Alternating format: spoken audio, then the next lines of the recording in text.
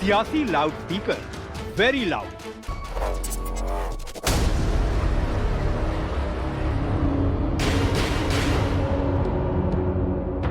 महाराष्ट्र में हंगामा, यूपी में लाउड स्पीकर शांत। कि कोई भी त्यौहार हो उसको अपने परंपरागत तरीके से मनाया जाना है।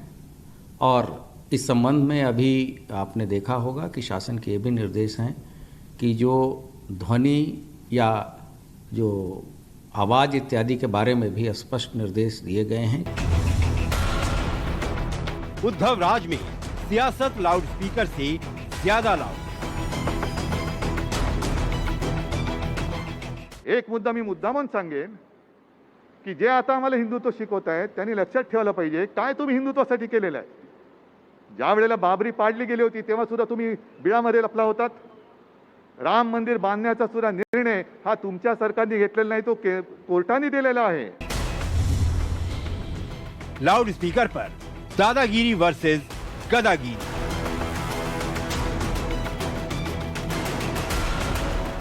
दादागिरी करून याल तर दादागिरी कशी मोडायची ते सुद्धा आम्हाला शिवसेना प्रमुखांनी हिंदुत्वाच्या व्याख्येत समजून सांगितलेलं आहे। योगी का मैसेज लाउड एंड क्लियर है।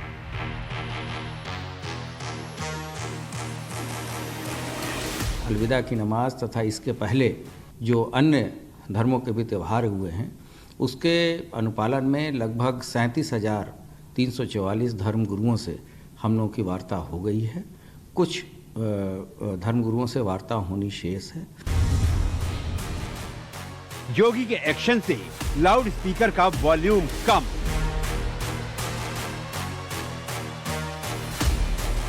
अलविदा की नमाज लगभग 31,000 जगहों पे होनी है और इसके अतिरिक्त जो ईदगाहों में नमाज पढ़ी जाएगी वो 7,500 हैं। यूपी में लाउड स्पीकर पर शांति से एक्शन।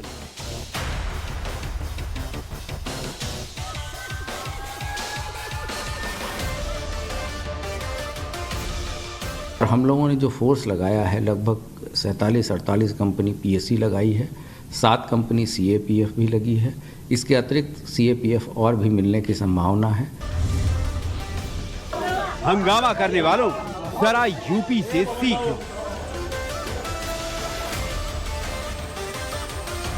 सियासी loud speaker very loud.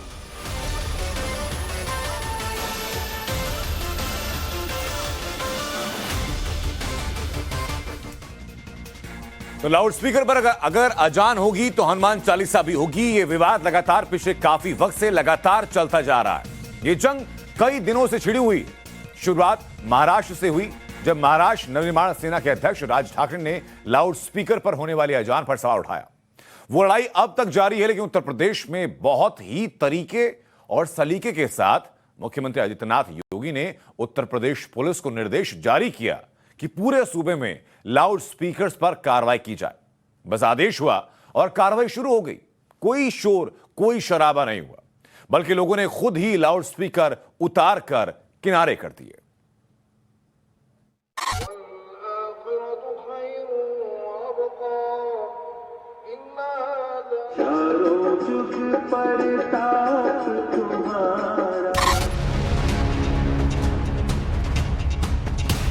Maharashtra से शुरू हुआ लाउड स्पीकर का शोर यूपी में मुख्यमंत्री आदित्यनाथ योगी के एक निर्देश पर शांत हो गया।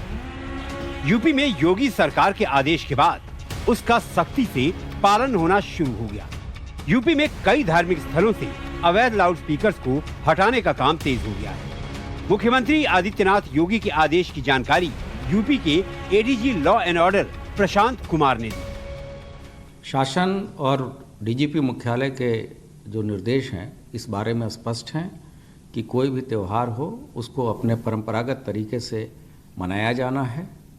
और इस संबंध में अभी आपने देखा होगा कि शासन के ये भी निर्देश हैं कि जो ध्वनि या जो आवाज़ इत्यादि के बारे में भी स्पष्ट निर्देश दिए गए हैं कि उसमें माननीय हाई कोर्ट के आदेश का अनुपालन हो।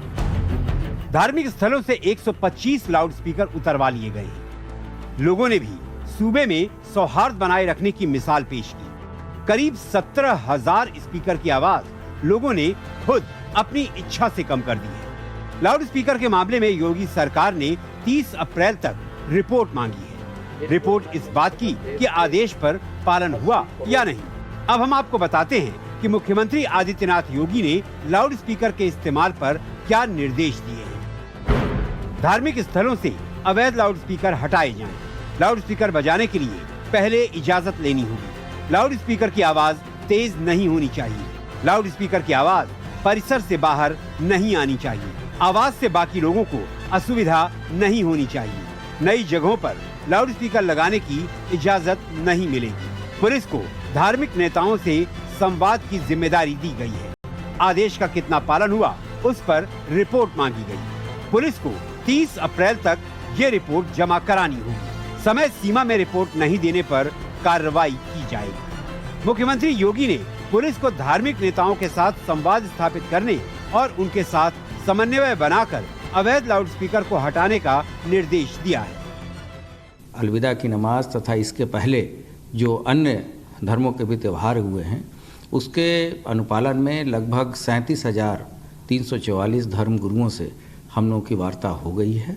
कुछ धर्मगुरुओं से वार्ता होनी शेष है तथा लगभग हम लोग 125 लाउड स्पीकर हम लोगों ने उतरवा लिए हैं और लोगों ने स्वेच्छा से ही जहां आवाज़ कम की है उनकी संख्या लगभग 17,000 ऐसे पीए सिस्टम हैं जिसकी आवाज़ कम की गई है। ये तो उत्तर प्रदेश की सरकार का आदेश है, लेकिन उत्तर प्रदेश की जनता मुख्यमंत्री आदित्यनाथ योगी के फैसले को किस तरह से देखती है, ये जानने के लिए जनता से बातचीत जरूरी है। लिहाजा टाइम्स नाउ नवभारत की टीम यूपी के सहारनपुर पहुंची। वहां देखा कि सरकार द्वारा जारी गाइडलाइंस का पालन करते हुए सहारनपुर जामा मस्जिद में जुमे की नमाज अदा की गई। सहारनपुर की बड़ी जामा मस्जिद शहर के बीचों बीच बाजार में मौजूद है, जहां पर हिंदू और मुस्लिम एक साथ मिलकर कारोबार करते हैं। वहीं लोगों का कहना है कि सरकार द्वारा जो गाइडलाइन जारी की गई है उनका स्वागत है। ये बात बिल्कुल योगी जी ने सही कही है। इसमें मेरा मत भी यही है कि क्योंकि कोई भी फंक्शन अगर मान लिया हम करते हैं वो केवल इतना होना चाहिए कि जिससे कि हमारे परिसर में जो लोग बैठे हैं वो ही सुनाई दे सके उनको बाहर, क्योंकि अगर ज़्यादा ध्वनि होगा तो प्रदूषण भी होगा, ध्वनि प्रदूषण होगा। ध्वनि प्रदूषण से क्या है कि लोगों को हार्ट हो सकता है। हमारे मुख्यमंत्री साहब ने बड़ा अच्छा बयान दिया है, मैं उनको मुबारकबाद देता हूँ। आपने ये कहा कि जिस तरह मस्जिद, मंदिर, गुरुद्वारा, गिरजाघर में लाउड स्पीकर चल रहे हैं वो उस तरह चलते रहेंगे, लेकिन आवाज़ इतनी होनी चाहिए कि किसी को दिक्कत ना हो। तो मैं उनका शुक्रिया अदा करता हूँ अपने मुख्यमंत्री साहब का। और मैं ये भी अपील करता हूँ मस्जिद, मंदिर, गुरुद्वारा, गिरजाघर के इतनी आवाज़ कर ले कि जो है वो क्षेत्र में आवाज़ रहे। बिल्कुल आवाज़ कम होनी चाहिए, उससे किसी को किसी तरह की कोई आपत्ति नहीं होनी चाहिए। सबसे बड़ा कारण ये है कि उसकी आवाज़ कम होने से आपने जिससे प्रार्थना कर रहे हो ऊपर तक जा रही है। उसके लिए ये नहीं है कि आपने किसी को सुनाना है, इसलिए उसकी आवाज़ हमेशा के लिए मतलब जितना भी हो सकता है वो कम से कम होनी चाहिए, जिससे दूसरे को किसी तरह की आपत्ति न हो। सहारनपुर को लाउड स्पीकर का शोर नहीं, भाईचारा चाहिए, सौहार्द चाहिए। सहारनपुर के बाद हमने रुख किया उत्तर प्रदेश के झांसी का। देश भर में हो रहे लाउड स्पीकर पर हंगामे के बाद यूपी के झांसी से एकता और भाईचारा बढ़ाने वाली तस्वीर दिखाई दी। यहाँ हिंदू और मुस्लिम समुदाय दोनों ने ही मंदिरों और मस्जिदों में लाउड स्पीकर का इस्तेमाल बंद कर दिया है। मुस्लिम समाज के लोगों ने खुद मस्जिद से लाउड स्पीकर उतार दिया। यहाँ पर एक ही मस्जिद है और यहाँ पर जानकी मंदिर है, बहुत बड़ा मंदिर है। तो वहाँ के महंत साहब ने भी अपने मंदिर के लाउड स्पीकर को उतार दिया। तो उनकी देखा देखी ये हुआ कि चलिए भाई मस्जिद में भी जो लाउड स्पीकर ऊपर लगे हुए हैं उनको भी उतार दिया जाए, जिससे किसी को कोई तकलीफ़ ना हो।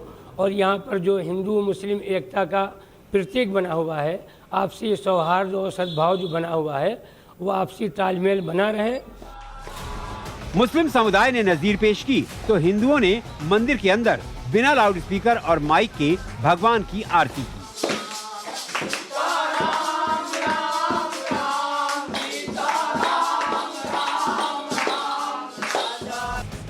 मुख्यमंत्री आदित्यनाथ योगी के आदेश में इस बात पर जोर दिया गया है कि किसी को कोई असुविधा नहीं होनी चाहिए और आदेश में ये भी कहा गया है कि नए आयोजन और नए स्थानों पर लाउड स्पीकर लगाने की अनुमति न दी जाए।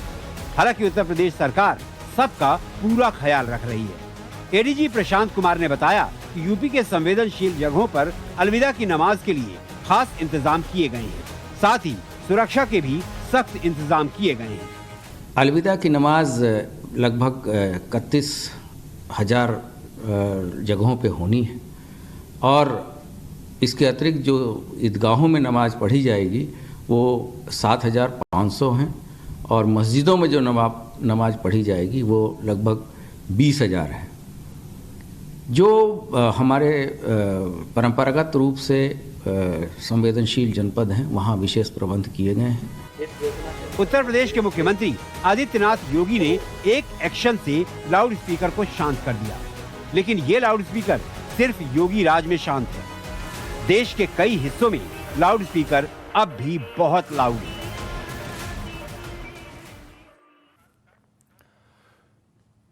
तो अब तक हमने बात की उत्तर प्रदेश की, जहां लाउड स्पीकर की आवाज को कम करने के लिए एक के बाद एक लगातार एक्शन लिए जा रहे हैं। कोई राजनीति नहीं हो रही, कोई शोर शराबा नहीं हो रहा, आराम से सब कंट्रोल किया जा रहा है। लेकिन इसी बीच रुक करेंगे महाराष्ट्र का भी, जहां लाउड स्पीकर और हनुमान चालीसा को लेकर के सियासी महाभारत छिड़ी हुई है।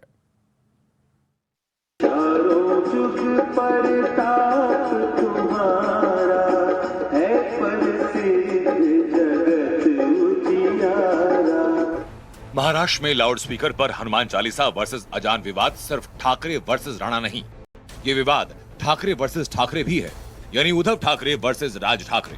महाराष्ट्र औरंगाबाद में राज ठाकरे की महाराष्ट्र नवनिर्माण सेना की एक बड़ी रैली होने जा रही है। ये रैली 1 मई को लाउड स्पीकर पर अजान के विरोध में रखी गई, लेकिन राज ठाकरे की रैली से ठीक पहले उद्धव ठाकरे सरकार ने औरंगाबाद में धारा 144 लागू कर दी और धारा 144 मई की 9 तारीख तक जारी रहेगी। ऐसे है कि कोई भी व्यक्ति हो, कोई भी नेता हो, जो राज्य में कानून और कानून की जो व्यवस्था है इसके वातावरण खराब करने के लिए अगर कोई प्रकार के स्टेटमेंट करेंगे तो कानून से जो अभिप्रेत है वो कार्रवाई उनके ऊपर हो जाएगी। औरंगाबाद में एमएनएस प्रमुख राज ठाकरे की रैली पर धारा 144 का चाबुक चला। चाबुक उनके ठाकरे बंधु ने ही चलाया। इसके साथ ही महाराष्ट्र में लाउड स्पीकर, हनुमान चालीसा और अजान से जुड़ी कई सियासी घटनाएं घटी, जैसे निर्दलीय सांसद नवनीत राणा की जमानत पर सुनवाई टली, उन्हें सेशन कोर्ट से कोई राहत नहीं मिली, कल हाईकोर्ट से भी उन्हें मायूसी ही हाथ लगी। और गृह मंत्री दिलीप वलसे पाटिल कहते हैं कि पुलिस और कानून अपना काम पूरी जिम्मेदारी से कर रहे हैं। अभी इसका जवाब मैं कल भी दे चुका हूँ। महाराष्ट्र में मैं बार बार ये बता रहा हूँ कि महाराष्ट्र में एक अशांतता निर्माण करने के लिए बार बार कोशिश हो रही है, वो कोशिश हम सफल नहीं होने देंगे। अमरावती से सांसद नवनीत राणा और उनके विधायक पति रवि राणा जेल में है। मुद्दा वही लाउड स्पीकर, हनुमान चालीसा। बात इतनी बढ़ी कि नवनीत और रवि राणा जेल पहुंचे और मुख्यमंत्री ठाकरे ने कहा कि वो दादागिरी चलने नहीं देंगे। मैं आपके घर आना चाहता हूँ, कुछ तो आपको बताना चाहता हूँ, आइए, जरूर आइए, आगत स्वागत आम्ही करू, पण दादागिरी करून याल तर दादागिरी कशी मोडायची ते सुद्धा आम्हाला शिवसेना प्रमुखांनी हिंदुत्वाच्या व्याख्यात समजून सांगितलेलं आहे। लाउड स्पीकर पर राजनीति लाउड होती जा रही है। मुख्यमंत्री ठाकरे के इस बयान के बाद बीजेपी ने उन्हें मुगल की उपाधि दी।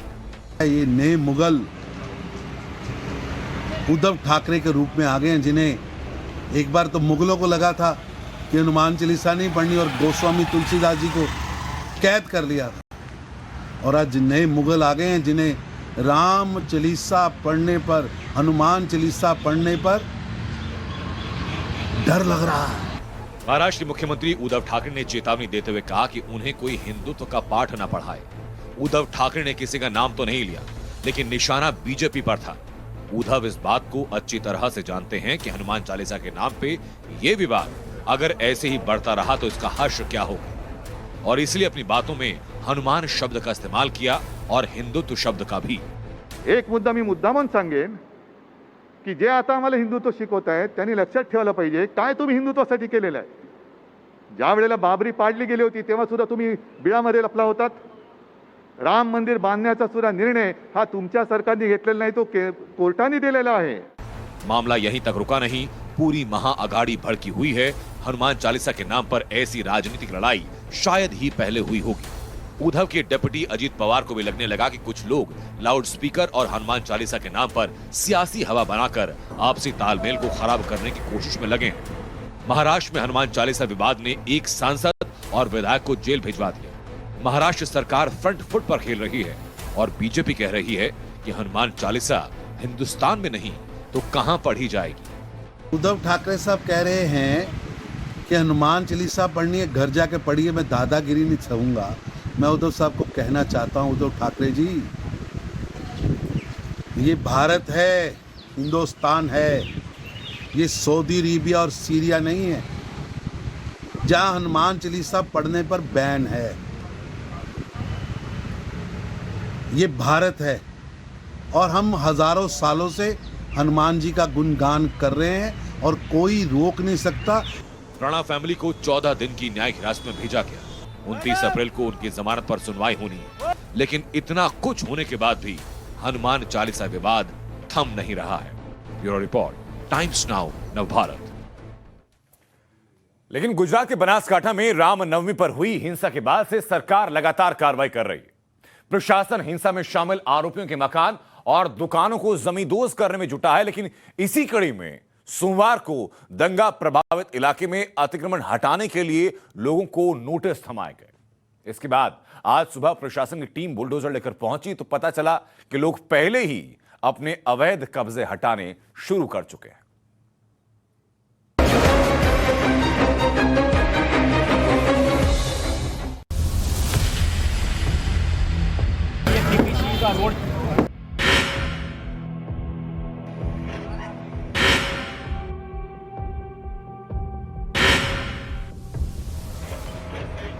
ये तस्वीरें जो आप अपने टीवी स्क्रीन पर देख रहे हैं वो गुजरात के हिम्मतनगर की है.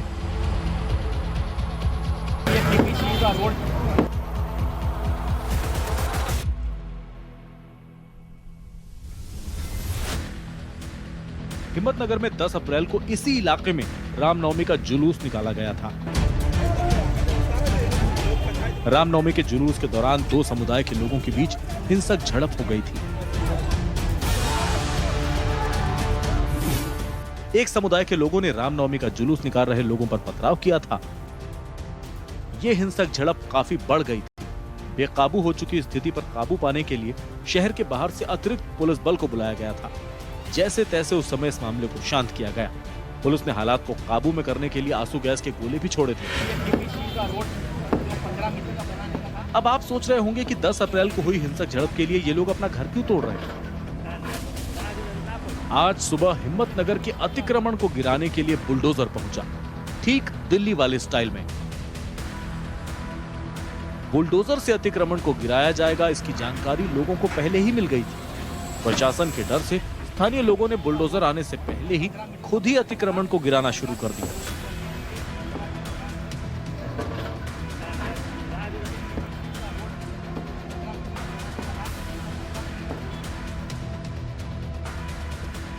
पीछे के ये विजुअल्स हैं, ये एक्सक्लूसिव विजुअल्स टाइम्स नाउ नव भारत के माध्यम से हम आपको दिखा रहे हैं. यहाँ पर जो अवैध अतिक्रमण था, इसे यहाँ की जो नगर पालिका है उनकी तरफ से, हिम्मतनगर नगर पालिका की तरफ से एक नोटिस पहले भी दिया गया था.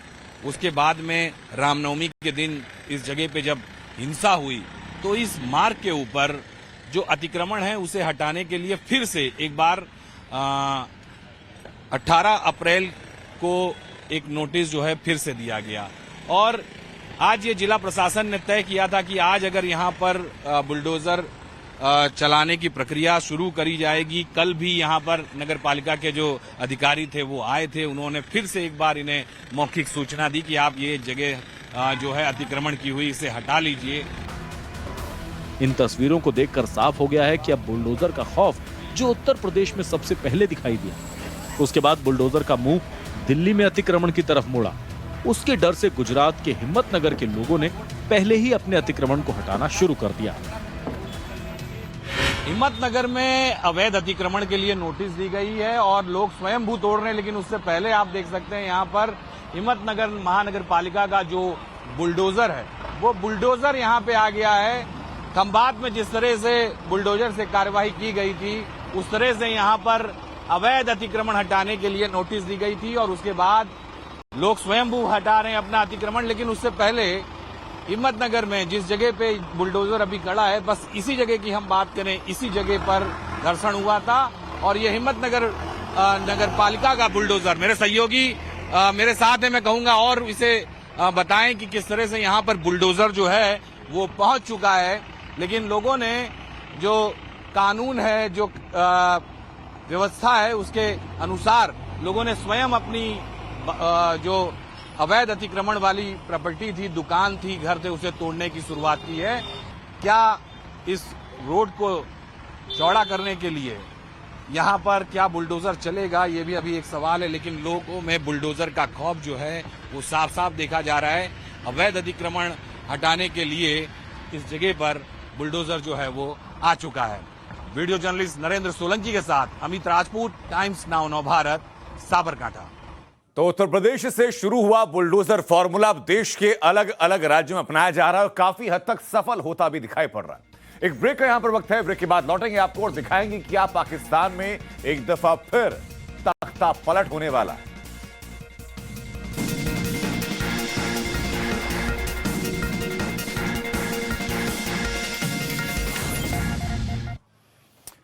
पाकिस्तान में कराची की यूनिवर्सिटी के बाहर धमाका हुआ। एक सुसाइड बॉम्बर ने खुद को कार के आगे उड़ा लिया। इस सुसाइड बॉम्बर का सीसीटीवी फुटेज भी सामने आ चुका है। इस धमाके में 4 लोगों की मौके पर मौत हो गई, जबकि 2 लोग बुरी तरह से जख्मी हुए हैं।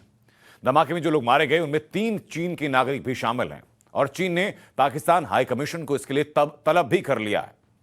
आपको बता दें कि इससे पहले यह आशंका जताई जा रही थी कि धमाका गैस सिलेंडर की वजह से हुआ है, लेकिन दूसरों को दहशतगर्दी का दर्द देने वाला पाकिस्तान अब खुद एक बार फिर आतंकी वारदात का शिकार हुआ है। ये तस्वीरें जरा आप देखिए। पहली तस्वीर में कराची में धमाके के वक्त की तस्वीरें हैं, जब एक सुसाइड बॉम्बर ने कार के सामने खड़े होकर के खुद को उड़ा लिया। दूसरी तस्वीर में वो सुसाइड बॉम्बर जो कैद हुआ है, और तीसरी तस्वीर उन लोगों की भी दिखा रहे हैं आपको जिन लोगों की मौत हुई है, जिनमें की 3 चीनी नागरिक भी हैं।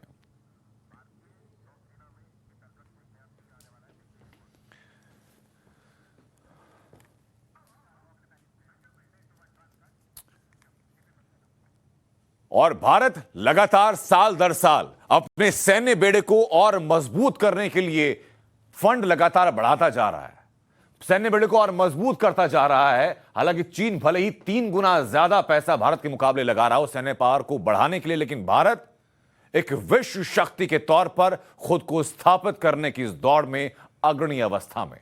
और ऐसा हम इसलिए कह रहे हैं क्योंकि भारतीय नौसेना के बेड़े में एक और अचूक हथियार शामिल होने जा रहा है।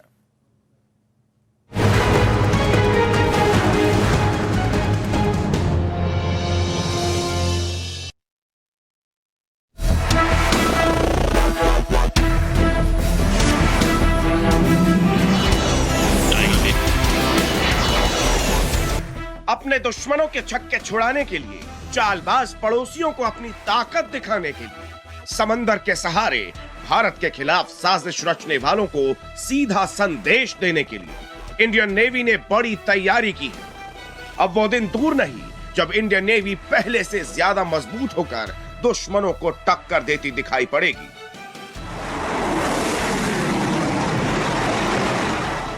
दुनिया भर में नौसेना जिस तरह के बेहतरीन लड़ाकू विमानों का इस्तेमाल करते हैं, उसे अपने बेड़े में जोड़ने के लिए अब बड़े स्तर पर काम शुरू कर दिया गया है। इंडियन नेवी को नए फाइटर जेट्स की तलाश है और इसके लिए अमेरिकी नौसेना में इस्तेमाल होने वाले लड़ाकू विमानों को सबसे ज्यादा पसंद किया जा रहा है। Indian navy FA-18 super hornet लड़ाकू विमान को परख रही है। इस विमान की क्षमता बाकी विमानों की तुलना में काफी ज्यादा है। F-18 सुपर हॉर्नेट लड़ाकू विमान की क्षमता का जल्द प्रदर्शन होगा। प्रदर्शन के लिए गोवा को चुना गया है। जिस लड़ाकू विमान पर इंडियन नेवी की नजर है, असल में अमेरिकी नौसेना में उसका खूब इस्तेमाल किया जाता है। अब इंडियन नेवी जिस तरह से इस लड़ाकू विमान को लेकर इंटरेस्टेड है, उसके बाद बोइंग कंपनी भी चाहती है कि किसी तरह से भारत इसे खरीद। इसके साथ ही बोइंग कंपनी ने इंडियन नेवी के लिए खास तैयारी शुरू कर दी है। FA-18 सुपर हॉर्नेट जेट्स को खास तौर पर डिजाइन किया गया है। बोइंग कंपनी विशेष डिजाइन के लिए काम कर रही है। इसका इस्तेमाल इंडियन नेवी के एयरक्राफ्ट कैरियर से होगा। FA-18 फाइटर जेट को इंडियन नेवी की जरूरतों के मुताबिक बनाया जा रहा है। इस लड़ाकू विमान को लेटेस्ट टेक्नोलॉजी के साथ तैयार किया जा रहा है ताकि समुद्री रक्षा के मामले में भारत दुनिया के सभी देशों की तुलना में बेहतर साबित हो। इसके साथ ही अमेरिका और भारतीय वायुसेना के बीच पहले से ज्यादा सहयोग के अवसर भी खुलेंगे। इंडियन नेवी के बेड़े में ये शामिल हो पाएगा या नहीं, ये तो अभी फाइनल नहीं है, लेकिन इंडियन नेवी जिस तरह से इसे लेकर इंटरेस्टेड है और बोइंग कंपनी इसे बेचना चाहती है, इसका नतीजा है कि 2 FA-18 super hornet fighter jet को जल्द ही गोवा भेजा जाएगा। ब्यूरो रिपोर्ट, टाइम्स नाउ, नव भारत। अब सीधा आपको दिखाते हैं राजस्थान की हकीकत। राजस्थान के करौली में दंगा कराने के 2 मुख्य आरोपी हैं, मतलूब अहमद और राजाराम गुर्जर। 24 दिन हो चुके हैं, ये दोनों लोग गायब हैं। लेकिन विडंबना यह देखिए कि मुख्यमंत्री के साथ बैठकर एक अपराधी जो कि किसी और हिंसा में शामिल था, रोजा अफ्तार कर रहा है। दंगे का आरोपी फरार है। एक अपराधी, एक आरोपी जो कि दंगे में संलिप्त था, जमानत पर बाहर है, वो मुख्यमंत्री आवास के अंदर बैठकर के रोजा अफ्तार कर रहा है। राजस्थान के आम लोगों के लिए यह बड़ी परेशानी का सबब है, क्योंकि वो तब तक इस सिस्टम से लड़ेंगे जब तक मतलूब सहित दंगे के आरोपी पकड़े नहीं जाते हैं।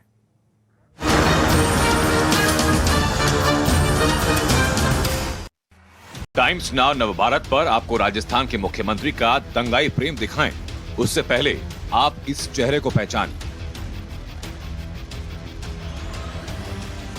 ये आम सा दिखने वाला चेहरा मुख्यमंत्री गहलोत के लिए बेहद खास और गहलोत की पुलिस के लिए भी। अशोक गहलोत इसे घर में बैठाकर रोजा अफ्तार की दावत दे रहे हैं, तो अशोक गहलोत की पुलिस इसे शायद दर दर ढूंढ रही होगी। नाम है आसिफ हसाड़ी। सफेद लिबास में लिपटे इस शख्स के काले कारनामे पहले जरा जान लीजिए। दरअसल 11 अप्रैल को बारां जिले के छबड़ा में एक सांप्रदायिक हिंसा हुई। सांप्रदायिक हिंसा यानी 2 अलग अलग समुदाय के बीच हुई हिंसा। ठीक वैसी हिंसा जैसे राजस्थान के करौली और दिल्ली के जहांगीरपुरी में हुई। मामूली विवाद के बाद छाबड़ा में 2 युवकों को चाकू घोंपकर मौत के घाट उतार दिया गया। हिंसा भड़क उठी।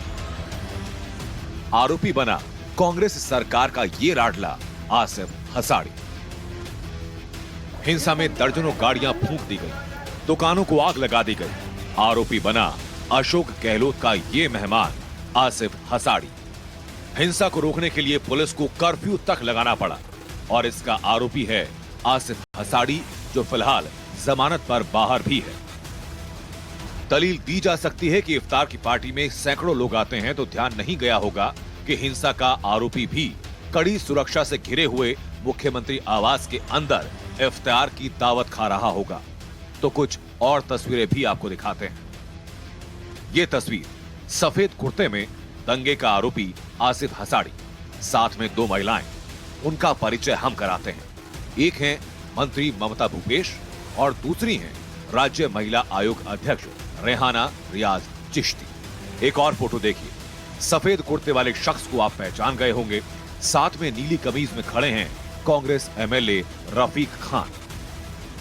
भाजपा प्रदेश अध्यक्ष सतीश पुनिया, उपनेता प्रतिपक्ष राजेंद्र राठौर तस्वीरें सामने आने के बाद लगातार सवाल उठा रहे हैं। कह रहे हैं कि मुख्यमंत्री निवास में इफ्तार करके दंगे के आरोपियों को बुलाकर दुलार करते हैं और करौली में आरोपियों को बचाने की कवायद की जा रही है, जबकि अलवर जिले में शिव मंदिर और गौशाला से उन्हें ऐतराज है। अब सवाल ये कि क्या प्रदेश सरकार दंगे के आरोपी पर कार्रवाई करने में सिलेक्टिव है? कार्रवाई क्या चेहरा देखकर होती है, ना कि जुर्म देखकर? क्योंकि करौली दंगे का आरोपी मतलूब हफ्तों से फरार है, तो छाबड़ा दंगे का आरोपी मुख्यमंत्री आवास के अंदर बैठकर रोजा इफ्तार कर रहा है। Bureau report, times now Navbharat.